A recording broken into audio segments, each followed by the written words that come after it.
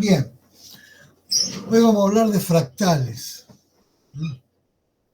Fractal de por sí es un objeto geométrico que tiene, en su nacimiento fue una curiosidad de dos matemáticos, Fatou y Juliá, que lo elaboraron a principios del siglo XX, pero hoy por hoy el fractal, la gran revolución es su aplicación tecnológica. No solo su aplicación en la biología, sino su aplicación tecnológica en los celulares y en el apatentamiento de lo que se conoce como la antena fractal. La ventaja que tiene la antena fractal, no voy a profundizar en el tema sobre cómo demostrarlo usando la ecuación de Maxwell, eso no lo vamos a hacer, pero la gran ventaja que tiene es que es una antena que tiene una gran ganancia por ancho de banda, cosa que eso se consigue generalmente en antenas bipolares siendo muy directivas, aumentando la directividad, cosa que eso no es lo que uno desearía en un celular. Lo que desearía es que la antena sea chiquitita y tenga la mayor ganancia posible. La cuestión es de una manera así de captura de la señal del celular, se lo hace generalmente por el lado de las celdas, las antenas, que tienen dipolos gigantescos, tienen generalmente 3 dipolos y se lo usa para evitar lo que se conoce como el fading o deriva, o sea que la señal se va y vuelve. Bueno, una de las grandes preguntas que uno puede preguntarse es ¿qué es un fractal? Bueno, como yo les comenté, un fractal es un objeto geométrico cuya dimensión geométrica intrínseca no existe.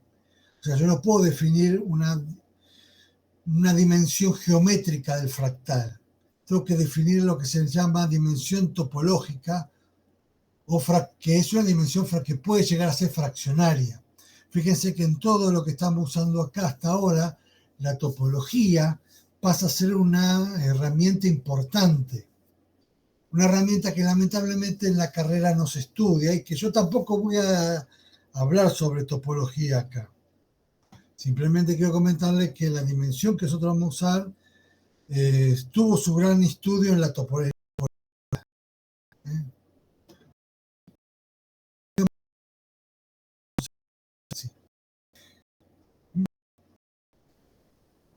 ¿Qué fenómeno particular tiene el fractal? Bueno, un fenómeno generalmente que se conoce como rescaling. Para ver lo que es el rescaling o invariancia de cambio de escala, rescaling es una palabra anglosajona. Tomemos, por ejemplo, esto que se llaman funciones homogéneas. Las funciones homogéneas tienen esta propiedad, ¿no?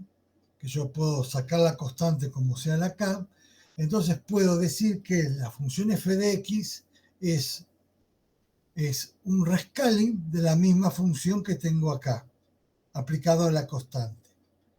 Este es el fenómeno de rescaling. En este caso, una función trivial que es la función homogénea, pero puede aparecer funciones que no necesariamente sean homogéneas. ¿Qué características tiene la fractal este rescaling? Bueno, este hecho. Si yo tomo en cuenta acá la hoja del hecho, que es un fractal, y miro una porción de ella con un conveniente cambio de escala, reproduce el motivo de la hoja completa. Lo mismo pasa con el atractor de Mandelbrot. Si yo miro acá este pequeño lugarcito que está acá, haciendo un conveniente cambio de escala, reproduce todo lo que era el atractor originalmente. Eso se conoce como rescaling. Bueno, el primer fractal conocido, aunque en su época no se lo llamó fractal, fractal fue bautizado a este tipo de objetos geométricos por Mandelbrot. Antes de Mandelbrot no se llamaba estos objetos geométricos fractales, se los llamaba objetos topológicos extraños.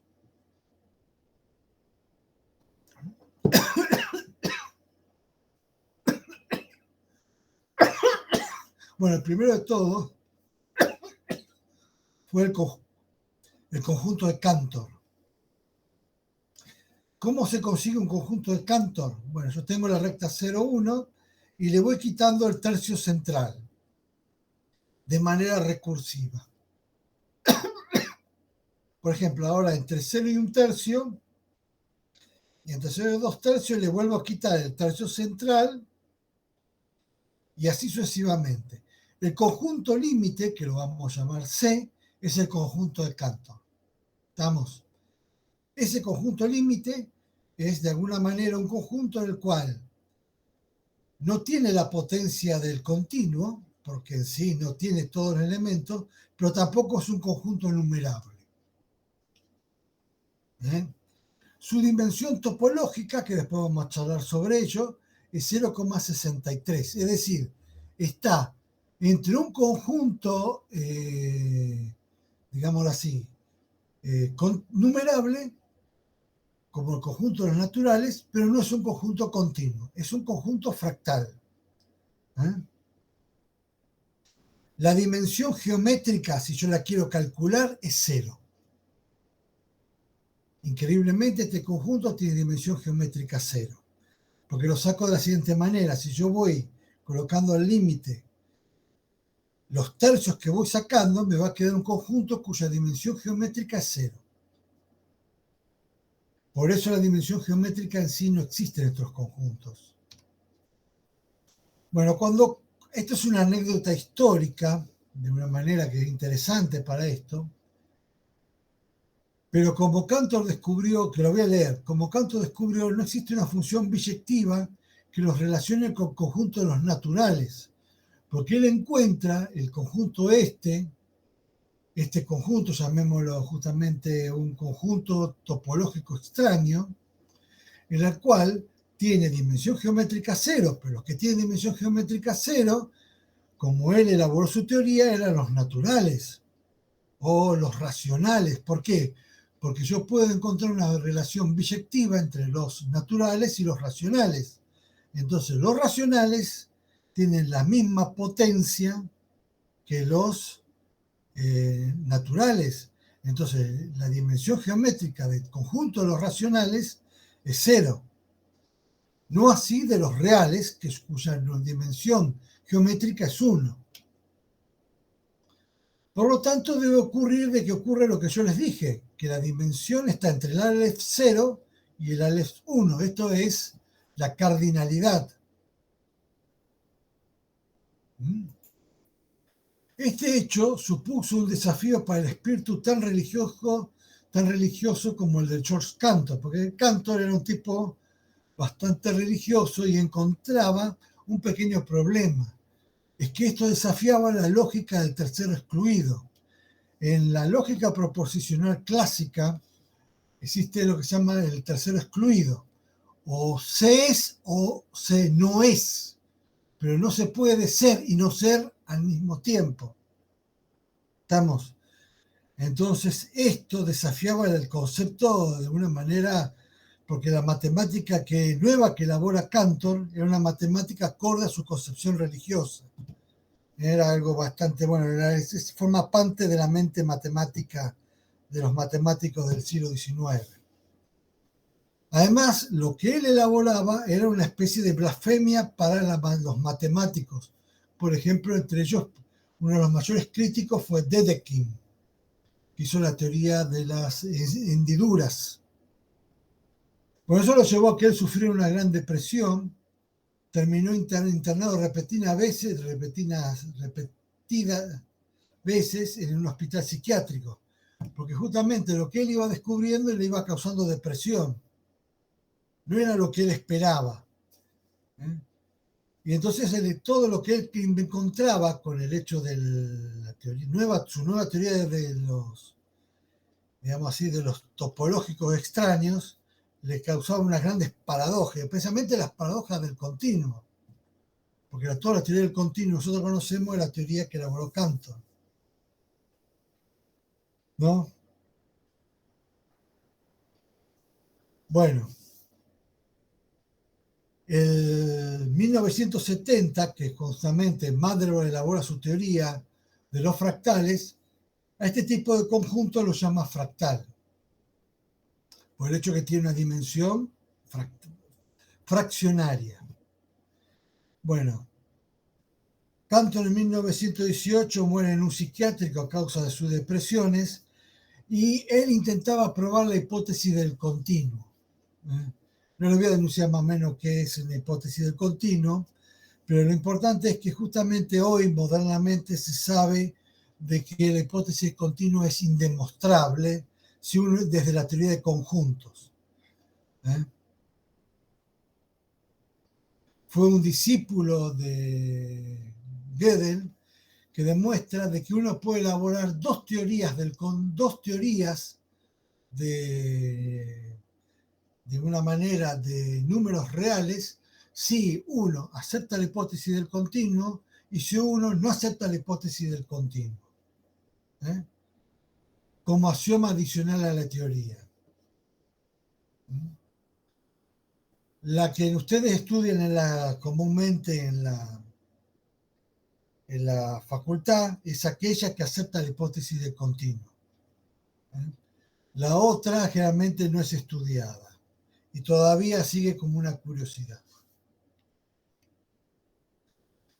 Bueno, en la década del 70, un tipo llamado Fry Richardson encuentra una extraña curiosidad en la paradoja de la costa de Inglaterra.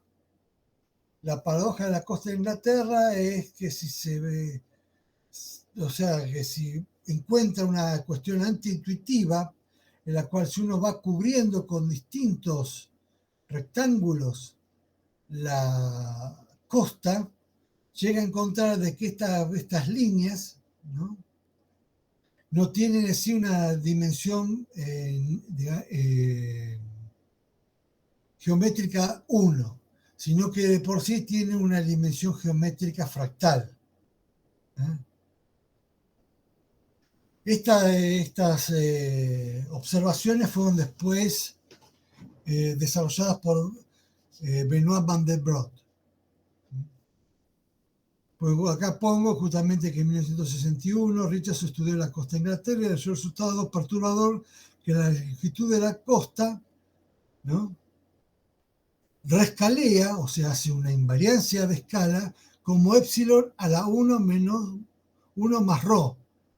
Fíjense que no va como e a la menos 1, como si fuera después lo vamos a ver, como si fuera un hecho de una dimensión 1, sino que tiene una dimensión mayor que 1, pero menor que 2.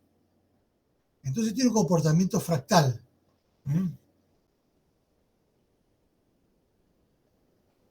Entonces, acá se necesita el concepto de dimensión topológica.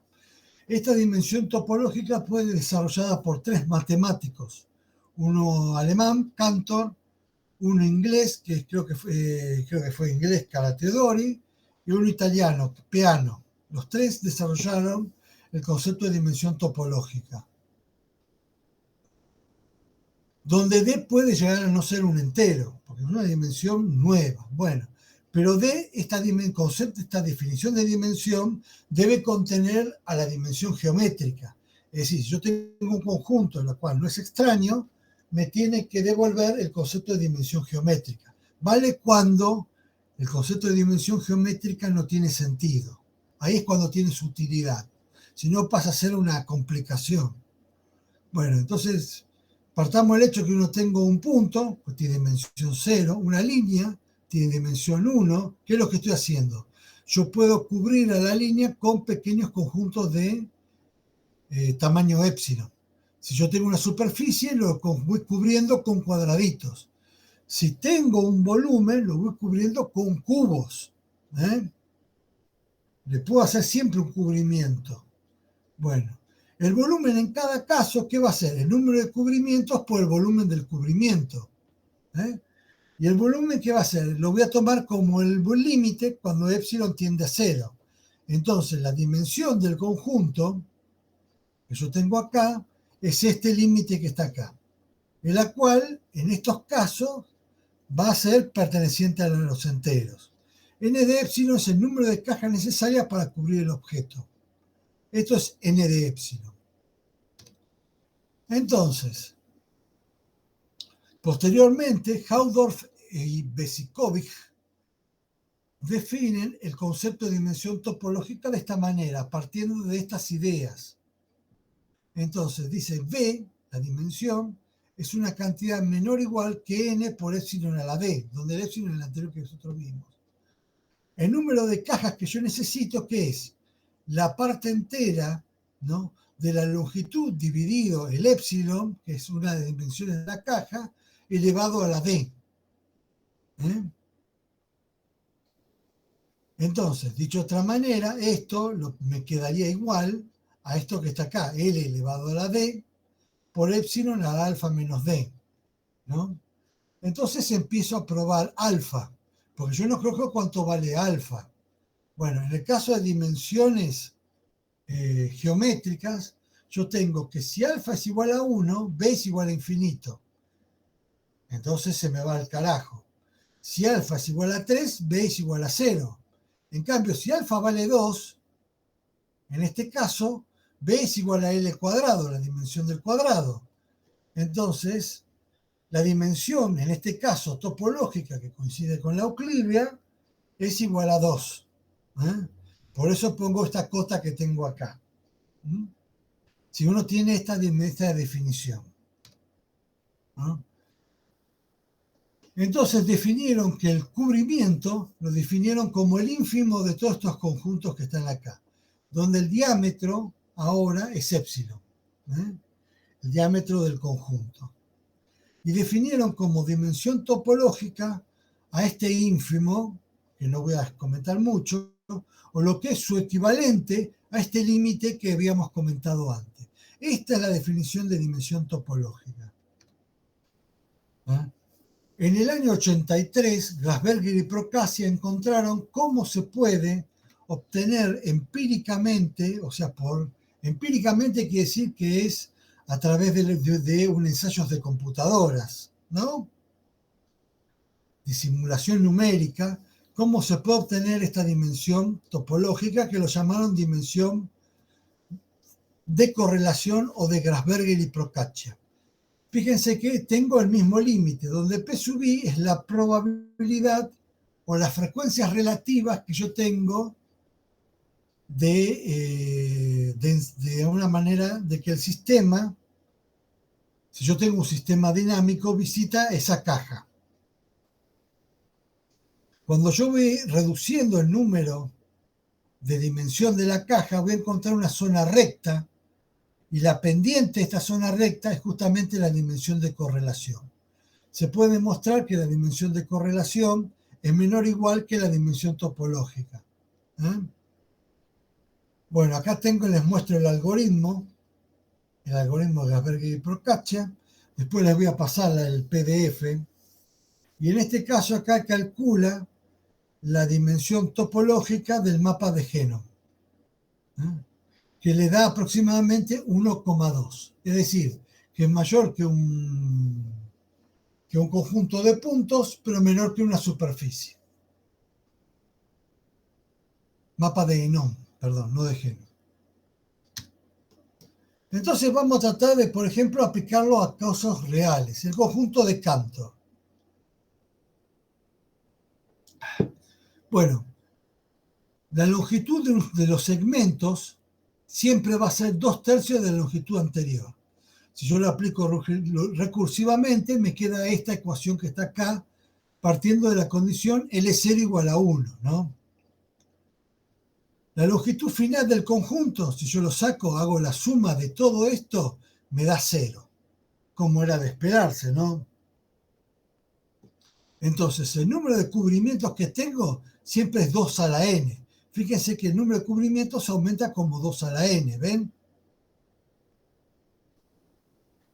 El volumen de cada cubrimiento, ¿cuánto va a valer? Va a valer 1 sobre 3 a la n. Entonces, el logaritmo de 2 a la n dividido menos el logaritmo de 3 a la n, porque acuérdense de que la definición era esta, n de epsilon dividido 1 sobre epsilon, lo que es lo mismo igual a menos el logaritmo de esto, porque el logaritmo de 1 sobre epsilon es menos el logaritmo de epsilon.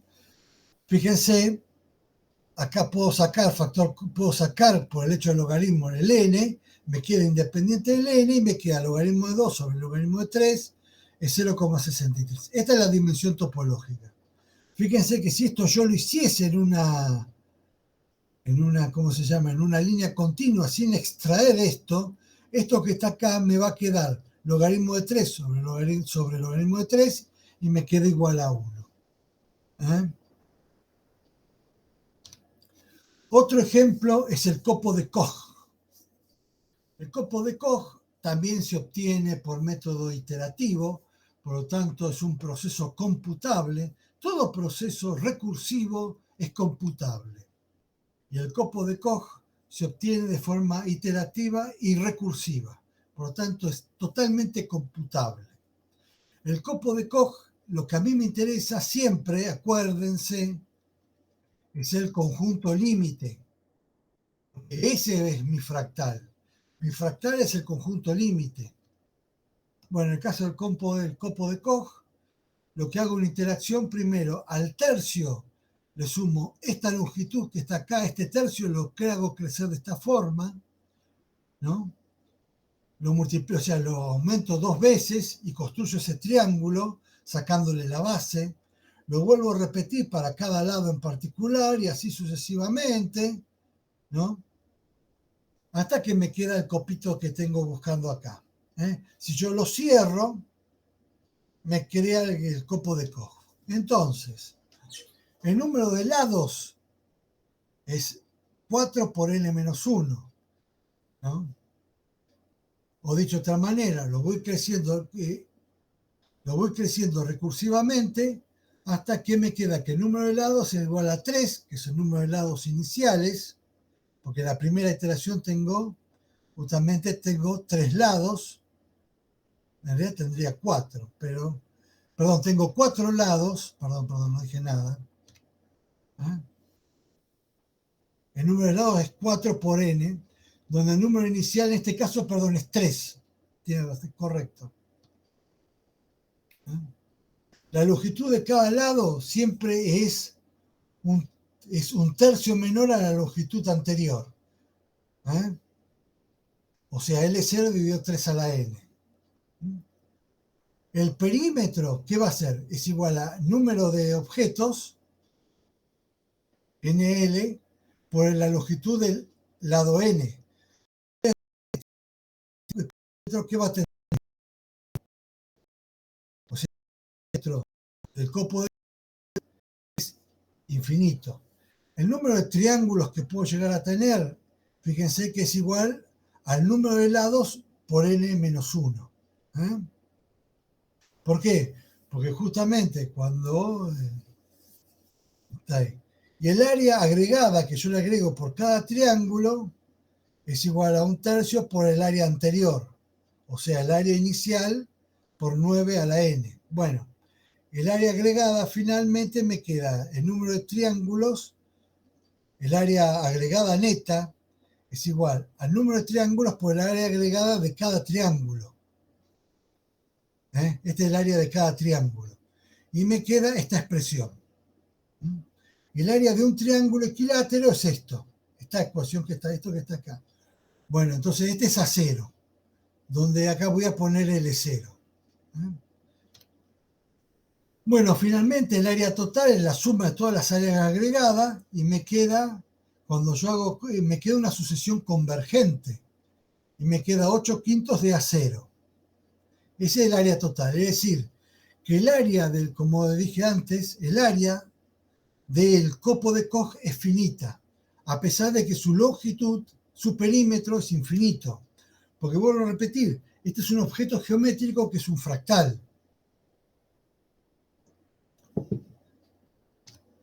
Bueno, la dimensión topológica del perímetro, porque en realidad lo que me importa es, porque el otro ya lo sé, tiene dimensión geométrica que es igual a 2. Pero el perímetro tiene una dimensión topológica, porque acuérdense que estamos con el problema de la paradoja de la costa de Inglaterra. En este caso, la dimensión topológica del perímetro es justamente el logaritmo de 4 sobre el logaritmo de 3, es 1,26. O sea, un poco mayor que una curva, pero menor que una superficie. Bueno, objetos geométricos con este tipo de paradoja, por ejemplo, basta recordar la trompeta de Gabriel. La trompeta de Gabriel es un objeto geométrico que tiene área que no es un fractal, que tiene área infinita, pero volumen finito. O sea, es un objeto que lo puedo llenar de pintura, pero no lo puedo pintar. Otro ejemplo es el fractal de Vizek, que también es un objeto geométrico que tiene perímetro que tiende a infinito, el área se puede demostrar, acá lo demuestro, tiende a 0, pero la dimensión fractal del área, del objeto del área, es 1,46. Es decir, tiene, como voy a repetir, tiene una dimensión fractal mayor que una curva, pero menor que una superficie. Esta es la superficie que tengo acá. ¿Cuál es la importancia del fractal de Vizek? Tiene importancia tecnológica, porque fue justamente la primera antena fractal que se creó. Más aún, acá les pongo la patente en Estados Unidos de la antena fractal. Porque ustedes son muy, no creo que ustedes se acuerden, porque creo que ninguno de ustedes lo vio, pero los antiguos celulares, los primeros celulares, tenían antenas desplegables. Sí, no lo vimos, pero yo lo ubico por lo menos. Bueno, justamente cuando se patentó la antena fractal, ya ningún celular tenía antena desplegable. Y si ustedes lo ven, que es justamente la parte inicial de toda la transparencia, yo les mostré la antena fractal, que es un fractal de Vizek. O sea, con el patentamiento de la antena fractal se consiguió justamente los celulares modernos que tenemos nosotros hasta ahora. Si ustedes lo pueden llegar a desarmar, hay una porción del circuito impreso que es una antena fractal. Otro ejemplo es el triángulo de Sierpinski. Todos se obtienen de manera, obviamente, recursiva. Si es recursivo, es computable. El triángulo de Sierpinski, de vuelta, es un triángulo que tiene perímetro infinito y tiene área que tiende a 0. Es un objeto geométrico en la cual, ¿no?, tiene dimensión fractal. O sea, el perímetro tiene dimensión fractal. Acá se los demuestro. Bien, y con esto pues, terminamos un poco los objetos fractales más conocidos recursivos. En el campo real, el triángulo de Sierpinski también se usa para hacer antenas fractales. Tal vez en un futuro, cuando lo dé de vuelta en el 2024 este curso, haga un estudio electromagnético para aquellos que lo cursen de antenas fractales, sin profundizar, por supuesto. Que es una lástima que, siendo un objeto tecnológico moderno, nunca se enuncie en electromagnetismo. Todavía seguimos con las antenas dipolares. Conjuntos de Julia, que fueron de alguna manera, esto fue voy a repetir, cuando Julia hizo, Juliá, no de Julia, Juliá, pongo mal el acento es en la A, no en la U. Bueno, los conjuntos de Julia, o Julia, perdón, francés es Julia. ¿Qué hizo Julia? Agarró el mapa este tipo de mapa en el campo complejo, que este es un mapa homeomorfo al mapa logístico, y lo estudió en función de la constante C. Entonces él encontraba que para el caso C igual a 0 tenía dos puntos fijos. Z igual a 1 y Z igual a 0. Recuerden que estamos en el campo complejo, si bien damos puntos reales. Él encontró que las derivadas en estos dos puntos, F', evidentemente eran puntos que eran indiferentes. Fíjense que tiene equilibrio indiferente. Entonces él dijo, bueno, voy a estudiar qué pasa en el círculo unidad, con las condiciones iniciales en el círculo unidad, y encontró que si Z, el módulo de Z, es menor o igual que 1, las repetidas aplicaciones de Z con C igual a 0, permanecían en el círculo, en S, en el círculo unidad, dentro del círculo unidad. En cambio, si Z módulo era mayor que 0, encontraba de que justamente estos divergían. Entonces dijo, bueno, entonces digo que ¿qué es el conjunto de Julia en el caso de C igual a 0? Bueno, digo, el conjunto de Julia son aquellos Z tales que el módulo de Z es igual a 1. Dicho de otra manera, ¿qué corresponde? Corresponde a la clausura del conjunto de todos los puntos divergentes. O sea, la clausura o frontera, porque la clausura es un conjunto que no necesariamente pertenece al conjunto. Entonces, la clausura de los puntos Z mayor que 1, porque son los puntos de los cuales esta aplicación enésima diverge, encontraba de que para él lo definió como su conjunto. Para el caso C igual a 0. Si C era distinto de 0, ¿qué pasa? Ahí me define el conjunto de Julia. El conjunto de Julia es la clausura de los Z 0 tal que f de n tiende a infinito con C distinto de 0. La clausura de este conjunto me define el conjunto de Julia, ¿no? Entonces, ¿qué características tiene? Él elaboró su teorema. Dice, para un valor de C perteneciente a los complejos, el conjunto de todos los Z0, tales que f de n de Z0 es conexo, o sea, tales que esté acotado, f de n, esto va a ser un conjunto conexo, sí, solo si el origen también es acotado. En caso contrario, será un conjunto disconexo. Él encuentra que efectivamente estos conjuntos tenían esa propiedad.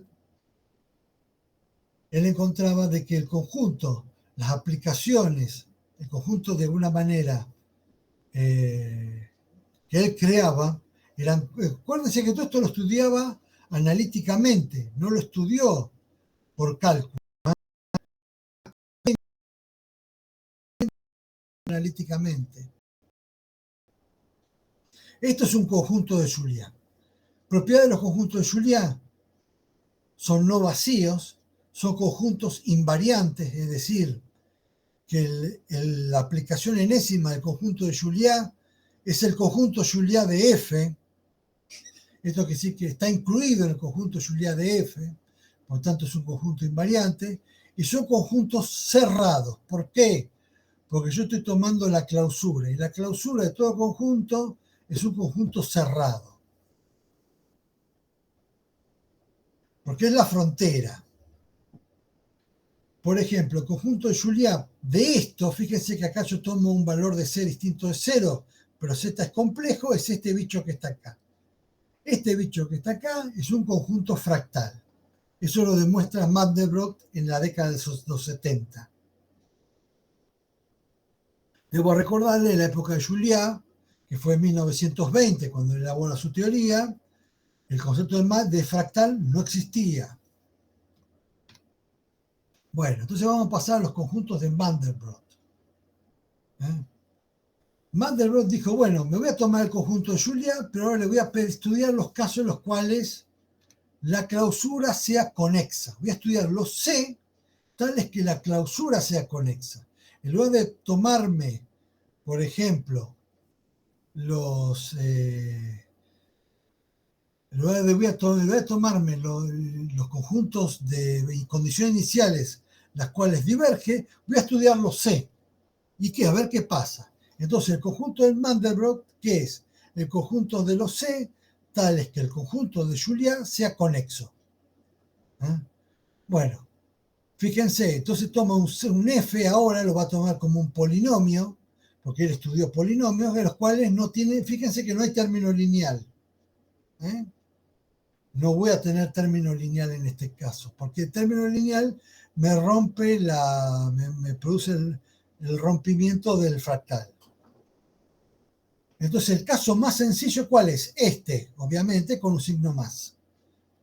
Bueno, puede ser con un signo menos, de última, no importa, pero vamos a tomar un signo más. Por total, C es un número complejo. Bueno, y él encuentra que efectivamente que si C es menor o igual que 2, el conjunto JF es conexo. Por lo tanto, para el caso de C menor o igual que 2, ¿no? El conjunto de los C en los cuales, entonces existe el conjunto de Mandelbrot. Si C es mayor que 2, JF es disconexo, por lo tanto no existe el conjunto de Mandelbrot. Él encuentra ese detalle. Bueno, entonces el conjunto de Mandelbrot que él estudia es este.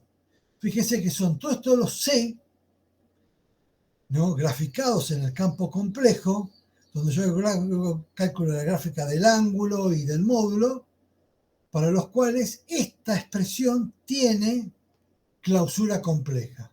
Y él encuentra este conjunto que está acá. El conjunto de Mandelbrot, el algoritmo para graficarlo, está en internet, no se lo voy a poner. Pueden buscarlo, es un buen ejemplo de que, buena idea. Después lo voy a poner como tarea, para que lo voy a anotar, poner como tarea que ustedes investiguen el algoritmo de Mandelbrot. Porque está en internet cómo hacerlo, está en YouTube también. Por tanto, no lo voy a poner acá. Bueno, acá está. Fíjense que esta porción del conjunto es una función que se puede rescalear y reconstruir esto. Si yo acá hago un cambio de escala conveniente, vuelve a aparecer esta figurita que está acá. Porque acuérdense que los fractales tienen invariancia de escala o rescaling. Bueno, un hecho muy interesante y aplicación práctica de los conceptos de Mandelbrot es la paradoja de Olbers. La paradoja de Olbers, o problema de Olbers, formulada por el astrónomo alemán Heinrich Wilhelm Olbers en 1823 y anteriormente mencionada por Johannes Kepler en 1910 y Yesó en el siglo XVIII, es la afirmación paradójica de que en un universo estático e infinito, el cielo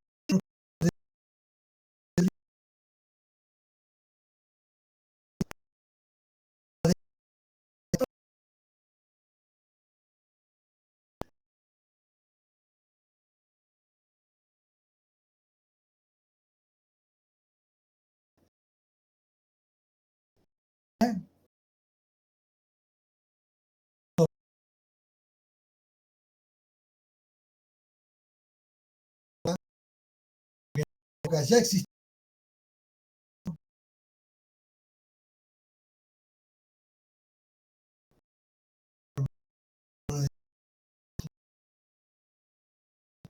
Al descubrir que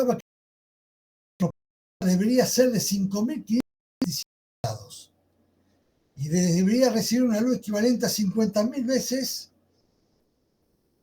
de la luz del Sol en el cenit. Toda esta estaría, o sea, dicho de otra manera, la Tierra estaría fundida, la superficie de la Tierra, si el universo fuera estático infinito. Con los cálculos termodinámicos de la época, ya el concepto de la luz que tenía velocidad finita se conocía, así que era una paradoja. Entonces el universo no podía ser infinito, digo. Bueno, esa paradoja quedó por mucho tiempo planteada, ¿no? Y hubo dos formulaciones para poder responderla. Una de las formulaciones fue la que Mandelbrot probó que la luminosidad puede ser finita y puede existir zona oscura en el cielo, es decir, que si él encuentra que la dimensión de las distribuciones de estrellas es inferior que 3, el cielo es necesariamente oscuro. Bueno, la estimación es hecha por Hausdorff-Besikoff. Él encuentra, estimaciones sugieren que el universo es más bien un objeto multifractal cuya dimensión de Hausdorff-Besikoff es esta. O sea, él la calculó. Él calcula que la dimensión fractal de las distribuciones de estrellas de un universo finito de 15.000 años de luz de radio En realidad después se descubrió que tiene más radio que eso. Lo que nosotros estamos viendo es el universo causal o visible. No estamos viendo el universo anticausal. Él encuentra que el universo causal tiene esta dimensión. Al tener esta dimensión, él prueba que efectivamente el fractal resultante es un fractal que tiene zonas oscuras. Por lo tanto, él muestra de que el cielo nocturno es oscuro. Bueno, esa es la hipótesis, esa es la idea de Mandelbrot. La hipótesis aceptada por la cosmología es que el hecho de que el cielo no sea brillante es una forma de verificar la expansión del universo. Si ustedes tienen un universo que está expandiéndose con la velocidad que se expande de 77 kilómetros por hora por megaparsec, efectivamente se puede demostrar que se obtiene un cielo oscuro. ¿Está? Eso ya fue demostrado. Son dos teorías en pugna, ¿no? Pero la teoría más aceptada es la cosmológica. La teoría de Mandelbrot es una teoría que uno diría, bueno, sí, muy lindo, pero yo estoy suponiendo que el cielo es estático. Vos te hiciste tus mediciones con un cielo estático y el cielo se está moviendo. Aunque no lo veamos, el cielo se mueve, ¿no? O sea, las estrellas van cambiando su distribución. Aunque nosotros no lo veamos en nuestro tiempo presente, pero un tiempo astronómico se están cambiando. Por eso se acepta la hipótesis cosmológica. Pero esto es interesante, una forma de aplicación del concepto de fractal. Bueno, entonces ahora vamos a pasar a los fractales temporales. Y después hacemos un breve descansito. Porque hasta ahora vimos los fractales geométricos, pero existen fractales temporales. Y más aún, como voy a repetir, esto fue descubierto por un accidente. Bueno, fue descubierto por Harold Edwin Hurst, que justamente dio un método estadístico que indicaba que el nivel de persistencia de una serie temporal a partir de observaciones de los caudales del río Nilo. ¿Por qué? Porque esto nació justamente cuando se trató de hacer la represa de Asuán. Para hacer toda represa, lo primero que hay que hacer es un estudio del comportamiento del río. Y el tipo encontró, oh, qué casualidad, el río no se comporta como lo que yo suponía, como un movimiento browniano. Tiene un comportamiento raro. Bueno, justamente, Mandelbrot llamó a este tipo de fenómeno movimiento browniano fraccionario, FBM. El movimiento browniano fraccionario es muy conocido. No es un movimiento browniano, sino que es un fractal, se llama fractal temporal. Bueno, ¿qué es lo que usó Hurst?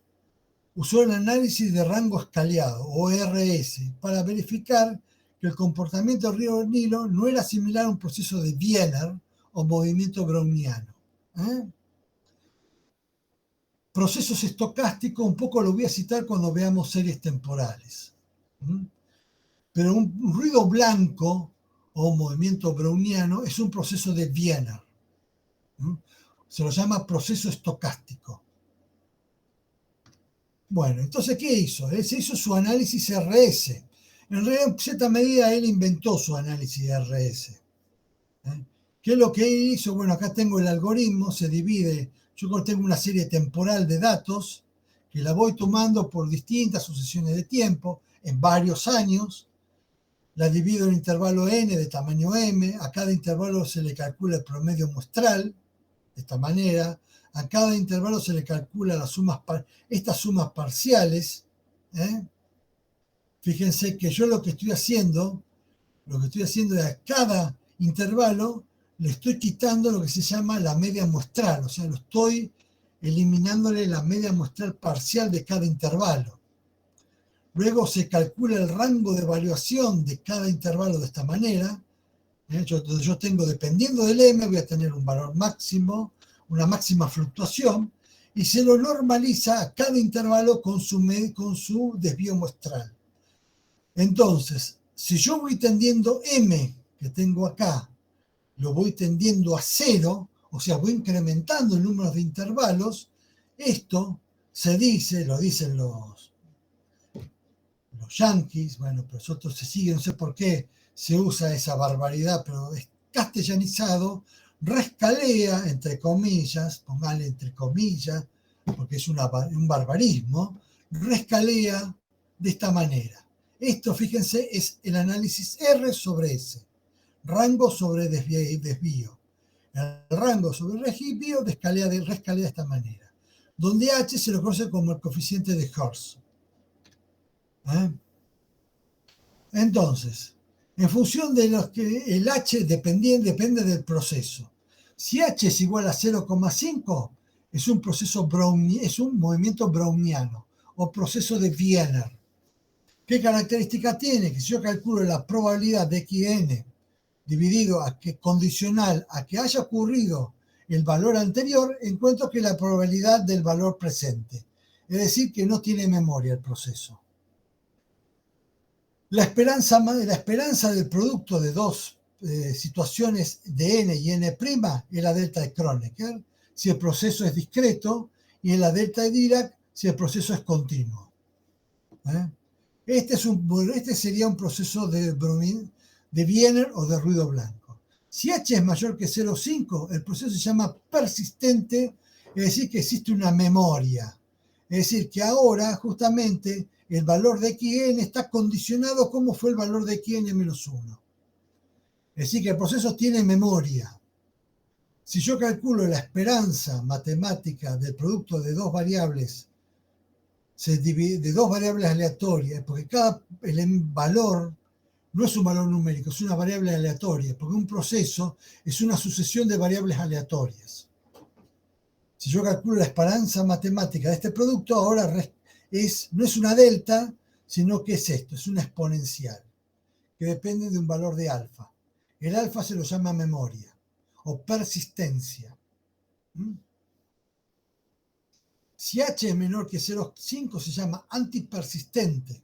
También, ahora, el valor de xn va a depender de cuál va a ser el valor futuro, no el valor pasado, sino cuál va a ser el valor futuro. Es decir, que el futuro, de alguna manera, me va a condicionar el presente. A estos fenómenos se los llama efecto premonitorio. Es decir, los fenómenos antipersistentes tienen fenómenos premonitorios. Entonces, una de las características que yo puedo usar para ver los fractales temporales es el espectro de potencias. Entonces, yo puedo relacionar la dimensión fractal que nosotros vimos antes con, en este caso, con el exponente de Hertz.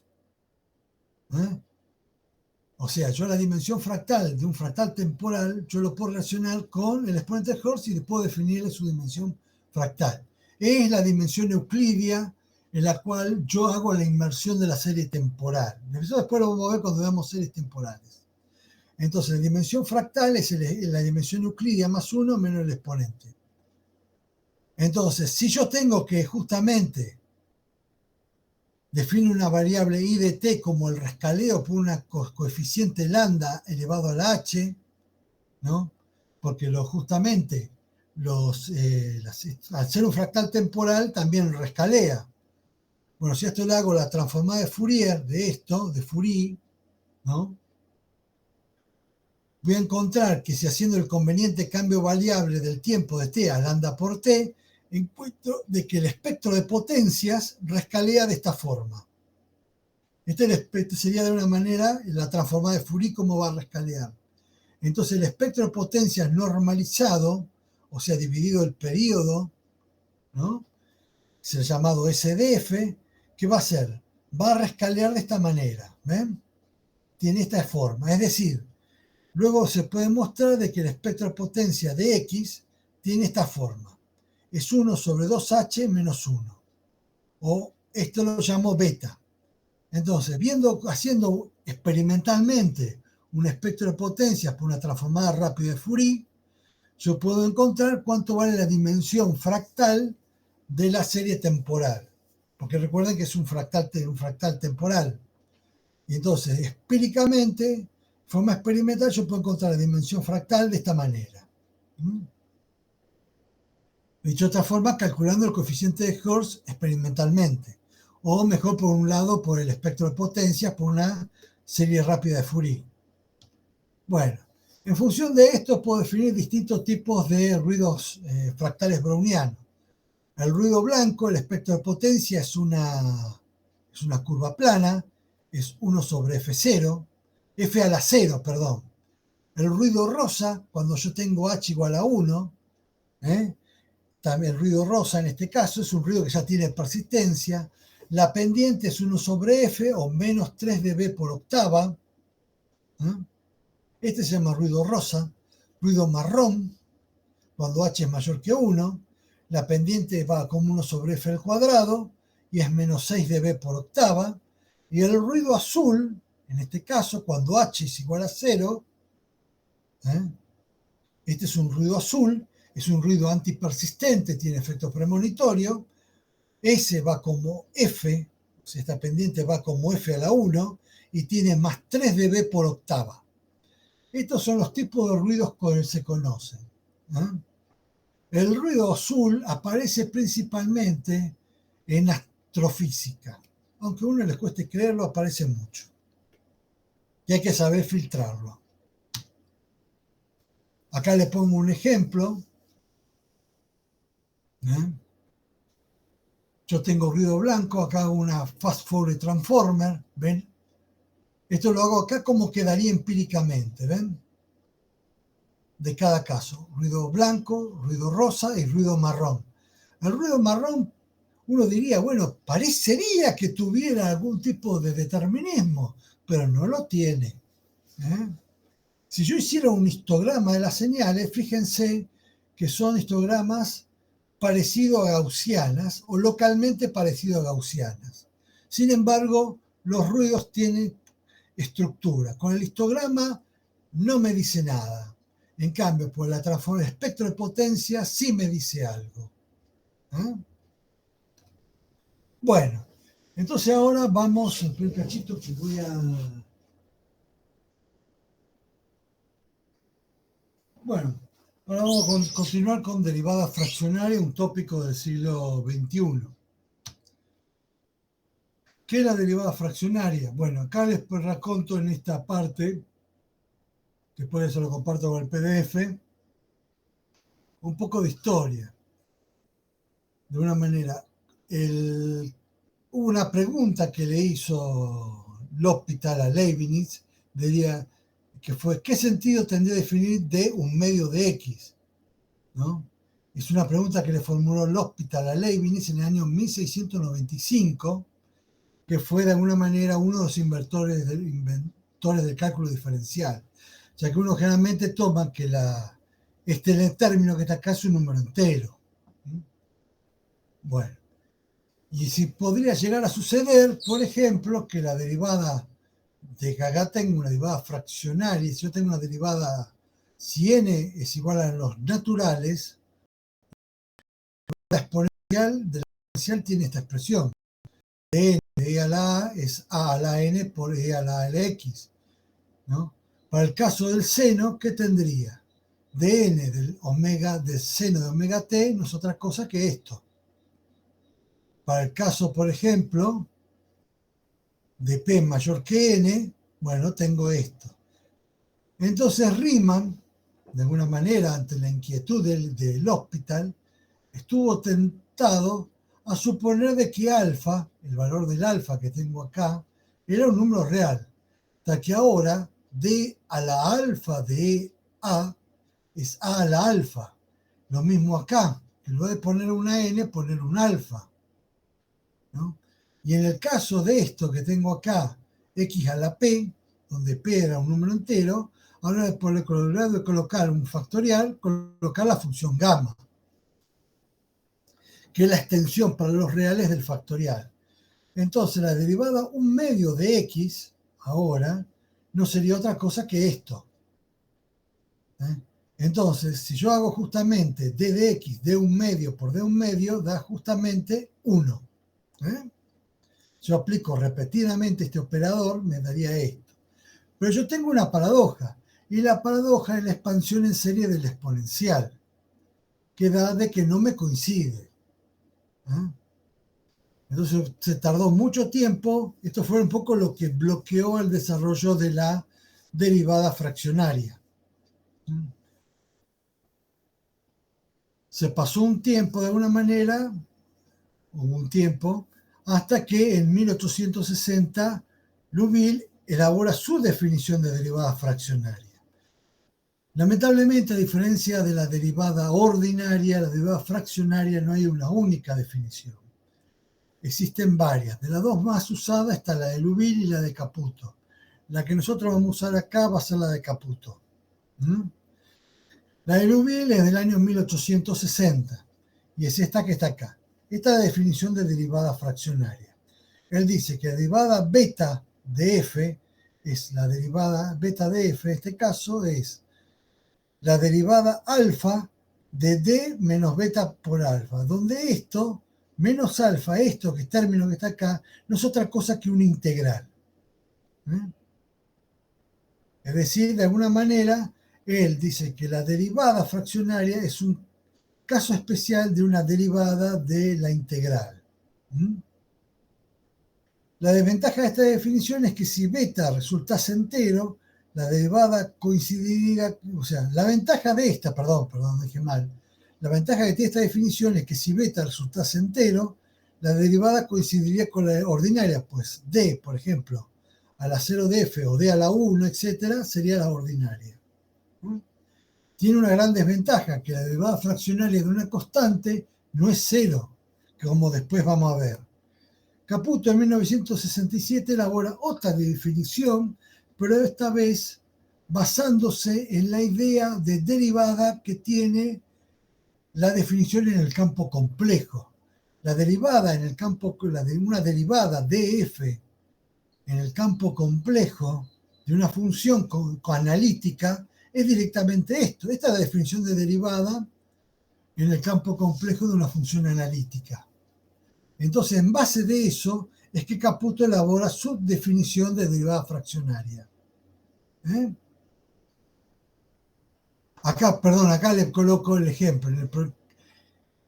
El serio problema que tiene la teoría de Liouville es que tiene sentido la derivada de una constante, ya que da un valor no nulo. Es decir, por ejemplo, si yo hago d beta de 1, en lugar de darme 0, me da x a las menos beta sobre gamma 1 menos beta, cuando beta pertenece a R, a los irracionales.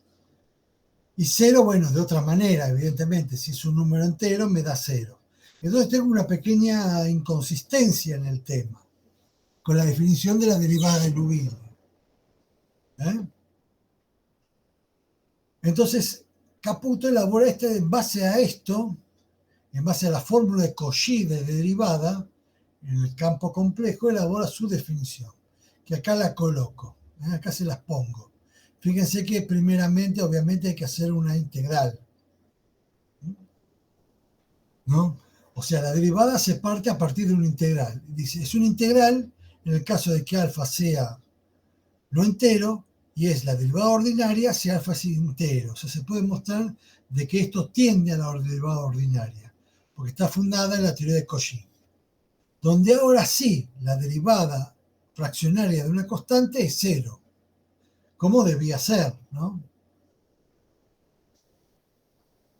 Una cosa muy importante, lamentablemente, que se pierde en la definición de Caputo es: yo mejoro una cosa, pero empeoro otra. ¿Qué es lo que yo pierdo?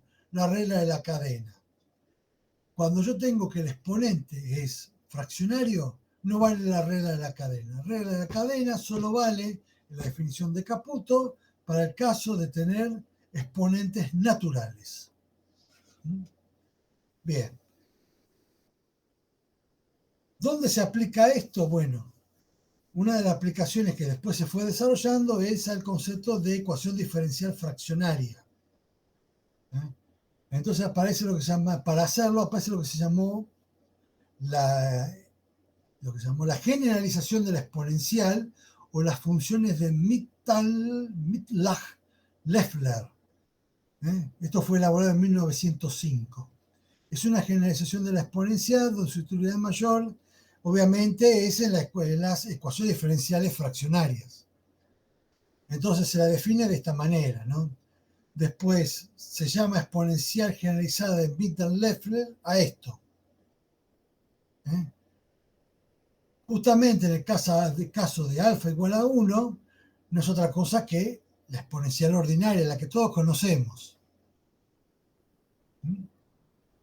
Entonces, se puede demostrar, no lo voy a hacer yo, pero se puede hacer por sustitución, que si yo tengo de que f de x igual a c, e a la lambda x por e, por la función generalizada alfa, es solución de la ecuación diferencial fraccionaria esta. Esta función con la función generalizada exponencial es solución de esta ecuación en derivadas fraccionarias, donde esta es la derivada de Caputo. Por otro lado, se define como funciones trigonométricas generalizadas a estas que están acá. Fíjense que esta yo la puedo llevar al campo complejo. Entonces, la parte real de la exponencial compleja fraccionaria o de Leffler es el coseno fraccionario, el seno fraccionario. Me puedo construir mi función fraccionaria, acá, mi suma, y esta es solución de esta ecuación derivada fraccionaria de segundo orden. Es decir, la gran utilidad que tiene esta definición de exponencial generalizado es en ecuaciones diferenciales fraccionarias. Entonces vamos a un ejemplo de uso. Bueno, ejemplo de uso, obviamente, bueno, acá le pongo de derivada fraccionaria, evidentemente, bueno, justamente una ecuación en derivadas fraccionarias, se puede mostrar de que este tipo de ecuación que tengo acá, de alfa de i por lambda por i igual a f de x, donde alfa está entre 1 y 2. Bueno, en este caso yo para hacerlo más fácil uso la transformada de Laplace, porque la transformada de Laplace puede ser usada en derivadas fraccionarias. Acá le pongo la transformada de Laplace, cómo expresarla, ¿no? Obtengo esta solución, la antitransformo y obtengo esta solución general. Esta solución general de esta ecuación que está acá, donde B0 y B1 van a depender de las condiciones iniciales. Que como alfa es mayor que 1, tengo dos condiciones iniciales. Si no, el problema de valores iniciales no es soluble. O sea, sí o sí tengo que tener dos condiciones iniciales para resolver el problema. Bueno, en el caso particular de alfa igual a 2 y f igual a 0, resulta la solución bien conocida que ustedes ya saben. Este es un ejemplo de aplicación. La forma, por supuesto, la forma más rápida de resolver este problema es a través de transformada de Laplace, que viene como anillo al dedo para resolver ecuaciones derivadas fraccionarias. Bueno, para un poco de ir terminando esto, voy a comentarle un ejemplo de fractal temporal, que es el fractal temporal de Weierstrass. Bueno, el fractal temporal de Weierstrass o la función de Weierstrass es una función absolutamente continua que no tiene derivada en ningún lado. Parece mentira, pero esta función no es derivable, pero es continua. Su dimensión fractal es no entera, por lo tanto es un fractal temporal que es analítico, o sea, tiene una expresión analítica. Y de alguna manera que ese primer fractal, de alguna manera que ese fue el primer fractal temporal teórico que se obtuvo, aunque obviamente cuando su autor lo desarrolla, no se conocía el término fractal, porque él ni sabía que era un fractal temporal. Bueno, la forma funcional de la función de Weierstrass, que depende de dos coeficientes, es esta. Uno puede preguntarse, bueno, ¿pero esta serie converge? Bueno, en 1916 Hardy muestra que esa serie es convergente absolutamente a algo. converge a algo. Hardy demuestra que es absolutamente convergente a algo que no se sabía en su momento qué era. Que él en su momento no supo definir, como muy bien pongo acá. Siempre y cuando A esté entre 0 y 1 y A por B sea mayor que 1. La gráfica de la función es esta. Esta es la gráfica de la función para A igual a 0,6 y B igual a 4. Parece un ruido marrón, pero no es un ruido marrón. Es un fractal temporal.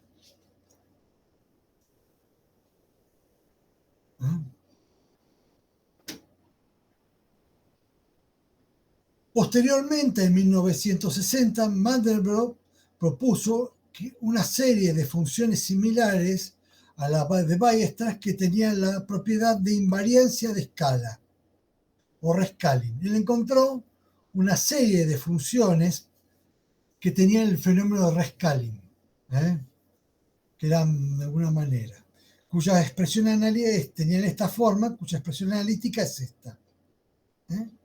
Pues fíjense que esta es la forma que tienen.